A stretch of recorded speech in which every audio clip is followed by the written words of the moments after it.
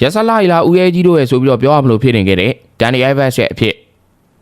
ဖုတ်ဘောသီယိုရီမှာကြိုးဆိုပါရယ်ဘောလုံးပွဲတွေစိတ်ဝင်စားလို့ကစားချင်ရင် Viber နံပါတ်39 449 852 626မှာဆက်သွယ်စားနိုင်ပါပြီအဖြစ်တွေကပြန်ပြောရင်လွန်ခဲ့တဲ့တစ်နှစ်ကျော်လောက်ကဆိုပြီးတော့အစချီရမလို့ပါပဲကဘာတီသွေးမမေ့နိုင်တဲ့အကြောင်းအရာတွေထဲမှာဒန်နီအိုင်ဗက်ရဲ့ဖြစ်ပျက်ကလည်းကာကန်ရှင်ဘရာဇီးသားကြီးအတွက်ကတော့ထာဝရမမေ့နိုင်စရာဖြစ်ပျက်တစ်ခုလိုပဲဆိုရတော့မှာပါဘရာဇီးသားဒန်နီအိုင်ဗက်ပြီးခဲ့တဲ့တစ်နှစ်ကျော်ကဘာစရာမျိုး night club တစ်ခုမှာအိမ်သားထဲမှာမျိုးသမီးတယောက်မရိမှုကျွလွန်ခဲ့တယ်ဆိုပြီးတော့ဆွဆွဲခံပြီးတဲ့နောက်မိသားစုကပါဆုပ်ပြချင်းခံခဲ့ရသလိုတစ်ချိန်တော့ဒေါ်လာတန်း60တန်တဲ့သူ့ရဲ့အင်ပါကြီးတစ်ခုလုံးကလည်းစုံသွားခဲ့ရပါတယ်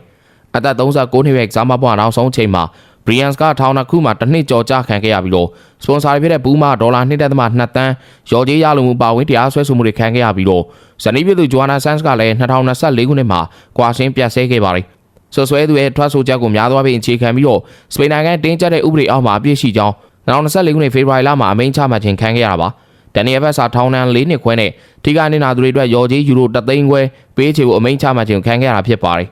ဒန်နီယယ်ဘက်သူ့မှာအပြစ်မရှိကြောင်းခိုင်မာပြောဆိုပြီးတော့ယူကန်ဝင်ခဲ့မယ်လေမအောင်မြင်တဲ့နောက်2025မတ်လ28ရက်နေ့မှာကာတာလိုနီးယားအထက်တရားရုံးကတပ်တွေထောက်ထားတွေမှာအပြစ်နာစာတွေနဲ့မတိကျမှုတွေတွေ့ရှိခဲ့ပြီးတော့တရားစွဲဆိုသူအမျိုးသမီးရဲ့ဇလန်းဟာထွက်ဆိုချက်တွေကွဲလဲနေမှုအတီးပြနိုင်တဲ့တပ်တွေကင်းမဲ့နေမှုတို့ကြောင့်ဒန်နီယယ်ဘက်ကိုထောင်ဒဏ်839ရက်ချထားပြီးတဲ့နောက်ပြန်လည်ပြီးတော့လွှတ်ပေးခဲ့တာဖြစ်ပါတယ်ထောင်ထဲမှာတစ်နှစ်ကျော်ကြာနေထိုင်ခဲ့ပြီးတဲ့နောက်မှာအပြစ်မရှိပါဘူးဆိုတော့ဒန်နီယယ်ဘက်ရဲ့အဖြစ်ပြငွေအခက်ရခက်ဆိုသလိုဖြစ်နေခဲ့တာပဲဖြစ်ပါတယ်